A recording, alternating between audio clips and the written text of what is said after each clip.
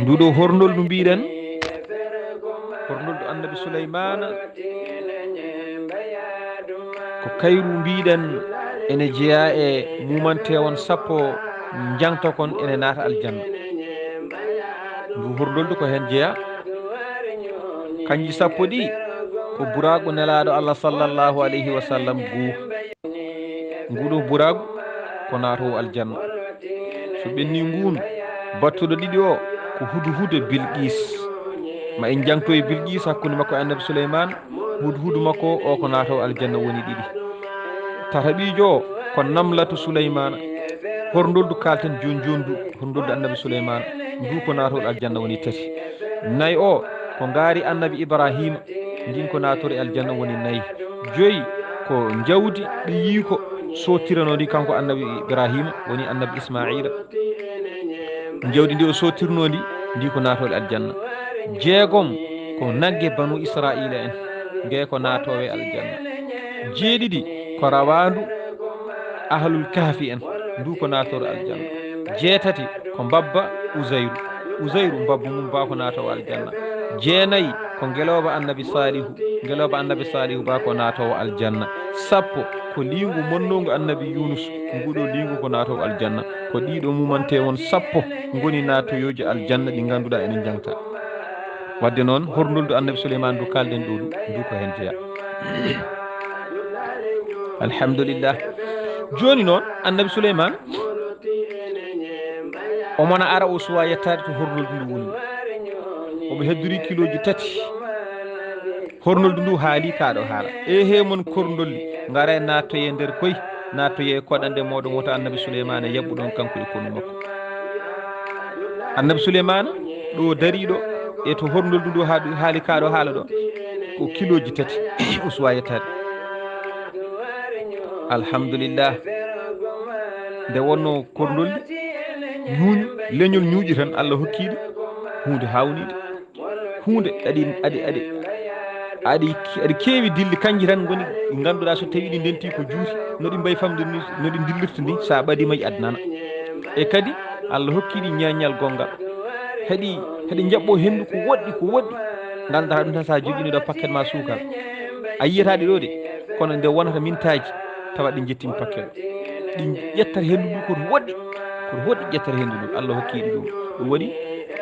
kanko horndoldu ndu o nani dille annabi souleymane guila annabi souleymane yettaki ɗum ne heddi fodde kiloji tati yettade o waɗi annabi souleymane darni kono muɗum saabu annabi souleymane kañumne to yarata kiloji tati ɗo nani ko horndoldu ndu haali ko o hokkama ngal ñeñal o hokkama ɗo ñeñe tati goho kankone famde haala horndoldu ɗum ko goho so ɗum ɓenni kadi kanko annabi souleymane famde horndoldu nduɗo to ndu haali to e to woni to wawde nande haala ka no wayi woɗɗodirde ni ñeñal tata ɓiwal ngal kanko annabi souleymane to woni to e to holno ɗum woni ga ndu haali o faami ko nduɗo woni président korndoli ɗi ndu woni lamɗo ɗum ko ñeñal ngal Allah waɗanimo kanko annabi souleymane ɗeɗo gueɗe tere foof o faami ɗum e nder hakkude makko e horndoldu goho omo nana haala horndoldu ɗiɗi no woɗɗiri ni o nani haala ka tati o faami ko nduɗo woni lamɗo korndolli ɗi na ɗum ne weewi korndolli ɗumino tan ceerno o nana ganda enol gonɗo lamɗo ɗum wona ko weeɗi ɗum ɗo ko Allah tottimo kanko annabi souleymane o wi habrama kanko annabi souleymane o wi horndoldu ndu i an holko waɗi aɗa rentina korndolli yo natto otomi yaɓɓude an kam a huloyam toñangue komi wadde komi toño woni mata a anda ama alimta anni nabiyyun adul mata anda min komi annabi nunɗuɗo falima qulta la yahdimannakum souleymane o junuɗo holko waɗi mbiɗa natto yewoto souleymane e yimɓe mum jaɓɓuɗe on holko waɗi mbiɗa noon hornoldu ɗu heɓɓiti wi ama samita qawli wo hum la yashurun ɓeta nanani konngulam ko mbimi jawneɗe naate woto ɓe jaɓɓuɗe on ko tawɓe tinani min ƴettirni wi tawɓe tinani ɗum tindini on tayata on tinani te kadi min horndoldu annabi souleymane mi wiyani wonde oton jabbudeɓe to banggue pittale mabɓe moññode ala wona ɗum mbirumi noon ayi wa innama arattu huɗumal ɓulud ayi min ken gañmi ko oton jabɓuɗe ɓerɗe ɗe kulmi ko otoɓe jiide laamu ma ngu kamɓe korlolli ɗi ɓe gooɗe laamu ma ngu no way yodde ni no way sañade ni te kadi tawɓe keɓata te kadi ɓe perda koɓe joguino ko ɓe pitine e aduna ɓe perdoya janggo laaka ɗum ko adni ɗum addimi wiide noon khashiyat an yatamannina mithla ma udita wa yaftatina fi dunia wa yastahilna binnadari ila mulkika ani tasbihi wa dhicre anani kaɗo haala ƴeeto hordoldu kaɗi kaɗo haala o wi kanko hornoldu ɗum kulmi kotoɓe gooɗede fodde ko dokkeɗa ko hono ko dokkeɗa ko ɓe pinnine e aduna he fitina ɓe jarribe ɓe cuhline noon ga darde fewde e laamu ma ngu ɓe jogo on sohla ɓe mbatta darde laamu ma ngu ɗum koɓe darata laamu ma ngu ko haɗa ɓe suuɓi hinde e jangtade Allah subahanahu wa taala wadde noon andinima ɗo ngol ɗo konngol andinima ɗi gonno koye rewde Allah ɗi gonno wadde ala ko rewata Allah ko neɗɗo tan woni ko rewata Allah e jinni aɗa yiya yimɓe hewɓe Allah wonani haaju mumen ala kono kala ko Allah tagui ko wona neɗɗo wona jinne ala ene rewa Allah tan a nani ko nduɗo hordoldu haali ko min kay wona ya yaɓɓu ɓerde mabɓe ɗe ɓe maaya ya yaɓɓuɓe ɓe canko ala wata muñude ɓe ala ko banggue ɓerɗe ɗe woto ɓe jiide yoɓe natto e nder sa wittima ɓen natto ɓe jiyanima so wona ɗum soɓe jiima haɓe mbawi woɗede kono laamu ma ngu ɓe cohla laamu ma ngu no way yodde ni ɓe gona yebde ɗum ɓe gona miijade ɗum saaha foof sohlinaɓe ga jangtade Allah e suɓhinde to Allah anani kaɗo haala nden noon Souleymane haalde makko kanko hornoldu ndu o gasni tan ɓe gayni kaɗo haala tan hornol ndu ɓenni ndu yawni ndu fayto nder kornoldu to ndu naato e nder ndu wi kornoldu ɗi heeyi haal indakum min chey'in nuhdihi ila nabiyillah beele wonko woni ɗo mon ɗo gaddon mbaɗen ɗum hadayi nawanen annabi Allah o qaalu wama qadru ma nuhdi holko poɗɗen nawandemo to banggue haday o wi ala ko gadduɗon fof ko jogui ɗon fof ne moƴƴi ɓe mbi wallahi ma indana illa nabqatum wahidatun en ngala so wona feccitande wotere abbere ɗum tan nde woni ko joguiɗen ɗo hen fa qalat hasanatun ituni biha ene moƴƴi kay gaddane kam ɗum ɓe gaddinimo waɗi o rondi ɗum e hunuko makko kanko hornoldu ndu o fokkiti kanko hornoldu ndu omo doga Allah yamiri hendu yo ƴettumo kanko hornoldu ndu ay baɗo ko moƴƴi de ƴettimo huccinimo to annabi Souleymane eɓe ceeka yimɓe eɓe ceeka jinneji eɓe ceeka anduɓe e annabaɓe e nder betteteri ndi ɗo haaɓe daroyi hakkude yeeso annabi Souleymane o ƴetti kanko hornoldu ndu abbere nde omo waɗe hunumo makko o wi omo waɗa e huude annabi Souleymane mana gandanɗa hoore ma jaggi hornoldu ndu ndeysan o bismima o ƴetti abbere nde o jaggi nde won noon ko teddungal ruttatake kanko annabi Souleymane o jaggi abbere nde o teddini hornoldu ndu a yide ko hornoldu waddandani anani kaɗo haala anin hinan kaɗo haala Allah ko kulɓiniɗo ɗum waɗi hornoldu ndu tan ɗon ɗon jaggi jimiri wone yimde holko nde yimi alam tara anna nuhdi ila llahi ma lahu wa in kana anhu zaginan fahwa qabiluhu walaw kana yahdi liljalili biqadrihi la aqsuranna albahra anhu yawman wa sahilahu walakinna nuhdi ila man nuhibbuhu fayarda biha anna wa yashkuru fa'ilahu wa ma za illa min karimi fa'ilihi wa illa fama fi mulkina man yushakiluhu ɗum ɗo ko horndol ɗum yimi kaɗo haala nani kaɗo haala o yimmete anda e minen amin dokka haday fewde Allah subhanahu wa taala amin nawtoto makko jawdi makko te kadi hay sinno kanko Allah subhanahu wa taala o laatinoma ga jawdi ndi omo yondikini kono omo jaɓa ɗum ni kay walaw kana yahdi lil jalil bi qadri hay sinno laatinoma kay Allah kay tottere koko handi ko fodde muɗum ma raɓɓikinantomo ga maaje ɗe ga ñalaɗe e ponɗe muɗum kono minen amin dokka fewde e mumin jiɗi te kadi weele komin dokki ɗum ko manta mana golluɗo wonani ɗum ɗo noon so wona ko golle wonande tedduɗo woni Allah subhanahu wa taala so wona ɗum kay ala e laamu amen ko ene renda e Allah subhanahu wa taala to banggue fodde to banggue mana baɗal ɗum ɗo ko horndoldu haali kaɗo haala on nani kaɗo haala Allahu akbar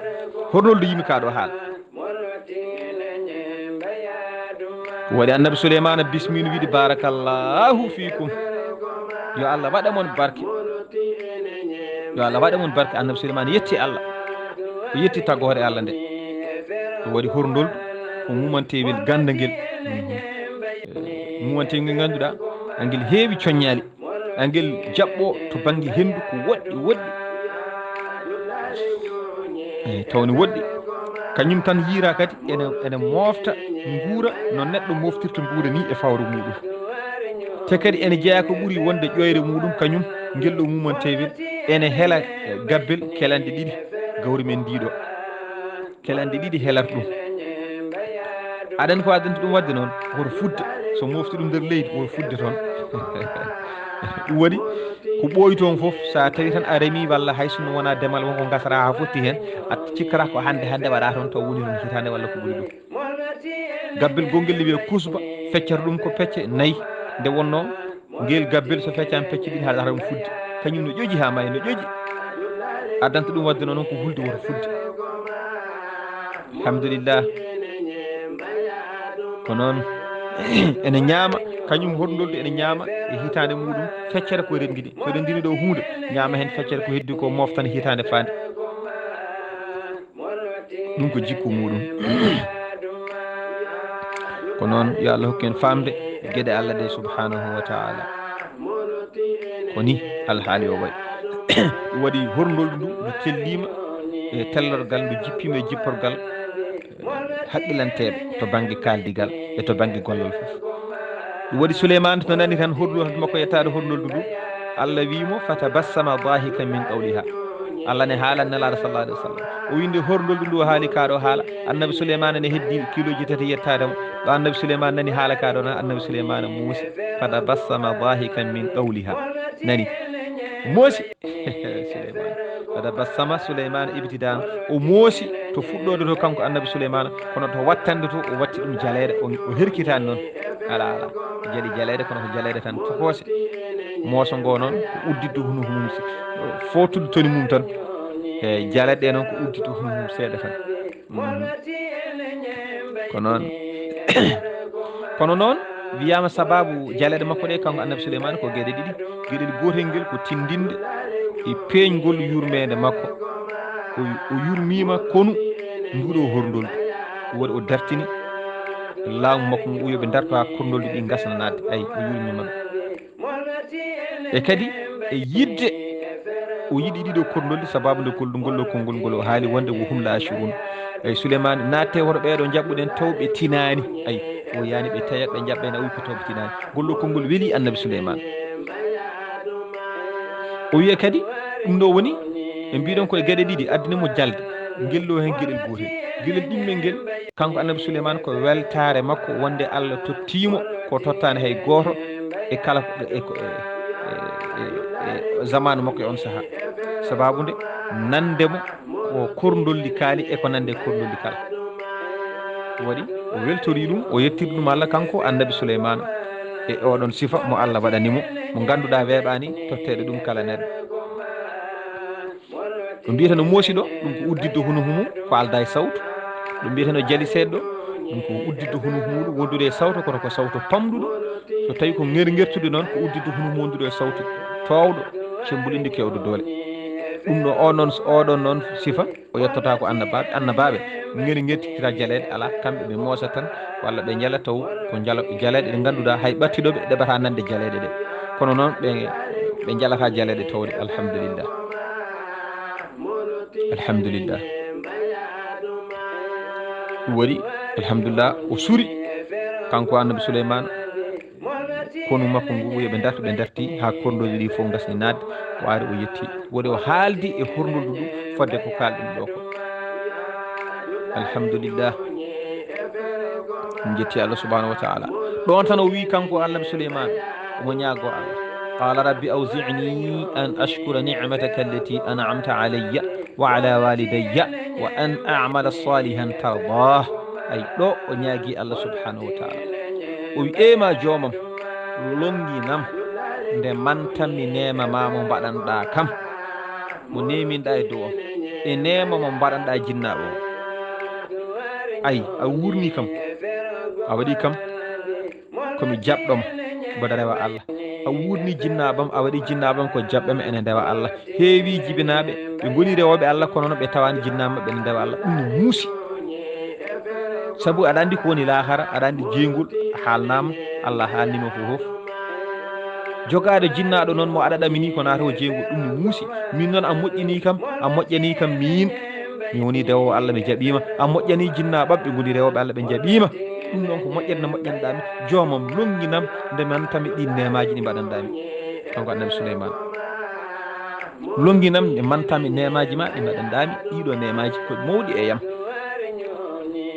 e kadi jomam longinam an amala salihan tarda longinam de nde gollammi caggal mi manti nemaji ma ɗi mbaɗanɗami tuggi nemaji mbaɗɗa e dowam e nemaji mbaɗanɗa jinnabam longinam kadi wa an amala salihan tarda longinam nde gollammi golle moƴƴe ɗe aɗa weele ɗum an jomam subhanahu wa taala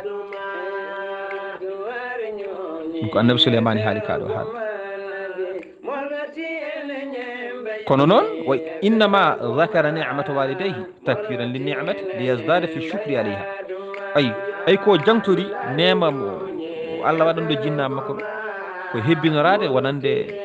yettude Allah tan nema mo Allah waɗanimo e ɓeydade kadi mantude Allah e dow majji caggal ɗum o gasno wi e kadi nannam jomam e yurmede ma e nder jeyaɓe ma moƴƴuɓe ɓe mo adkhilni bi rahmatika fi ibadika salihin ala hadhi mudafin wona ey fi jumlati ibadika wo fi bi maana maa oɗo fi ko maa wal mouradu noon ko muyaɗo alkamiluna fi salahi kama min maqamin noon illa wa fawqahu ala minhu wal kamilu ceerno wal kamilu koye yaqbalu kamal wona waɗi alhamdulillah kanko e diwri ndi ɓe ɓennidi ha ɓe jetti to ɓe jettiɗo o jaggodiri horndol ɓe gari ha ɓe jettiɗo ɗum waɗi mbiɗen qissa makko way kono qissaji tarni so ɓennidiɗo horndoldu tan o fayi ko e debbo jinne o Bilqis on qissa noon ɓuuri welde e qissaji ɗi foof ɗi o waddaɗi ɗum waɗi alhamdulillah qissa ɗimmomo paaɗe qissa tarabiño paaɗen woto faggaɗa ɗayra to hatti ndiwri ndiɗo ɗon woni mo qissa tarabijo mo natanten eɗen kaala hakkude makko e hudhud hol sababu holko addi hakkude makko e hudhud haɓe baddi ko baddi ko on saaha hudhud wonɗo yaano kono wonko addi sababu o sababu noon ko addi hudhud yaade ko ha hudhud yeehi majjoyi ha o wi hudhud holko nawi ɗum ha o neli gaddu yo hudhud ha addi hudhud ha o fodani hudhud wonde so ari ko lefto ɗum lefto bonde ma walla o waɗa ɗum ma walla addanamo hujja laaɓɗo cer ha hudhud arti addinimo hujja wonde yii toon leydi won laamiɗo ɗum laamiɗum o ko debbo ko ni wayi ko ni wayi ko ni wayi ɗum addinimo yaafade hudhud caggal onne kadi addanimo kulol hakkude makko e Allah ɓeydinimo kulol kanko hudhud caggal ɗum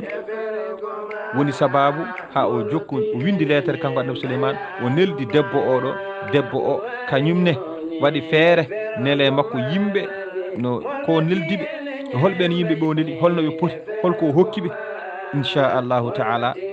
ha woni sababu haɓe jokkodiri ha annabi Souleymane tuubnimo ha annabi Souleymane heddanimo laamu makko ngu saaha foof ne yaha toon resimo ɗum inchallahu taala yo Allah hokki on hawde aset garowo on saaha gadden ɗum so hawre welede Allah oɗon jarlo oɗon jaafo en calmini dendagal hettiyanke Weltare TV en kanaɗo darso o so hawre welede Allah ha aset paaɗo on saaha jokkiren qissa annabi Souleymane hakkude makko e oɗo debbo Bilqis ko ɗon noon yimɓeɓe ɓuuri yidde ɗon kadi ɓuuri welde kono noon yo Allah hokki en hawde aset garowo inchallahu taala oɗon jarlo oɗon jaafo heedanen to kaɓɓirɗe to ko Saydou Abouba Seydi Ba yo Allah yoɓe moƴƴere e golle ma payodinde ɗo noon e haalirde nde ko musidɗo mon giɗo mon sehil mon Khalidou Abdoullahi Sy oɗon jarlo oɗon jaafo kala ko hen ko feewi ɗum ni kode Allah subhanahu wa taala kala hen ko ŋakki ko neɗɗo sifori noon nde wanno neɗɗo timmani mo timmani wawa timminde ɗum noon yo Allah timmin en o tindina en e timminde wa akhiru da'wana an alhamdulillahi rabbil alamin wassalamu alaikum wa rahmatullahi ta'ala wa barakatuh. اللهم صل على رسول الله صلى الله عليه وسلم.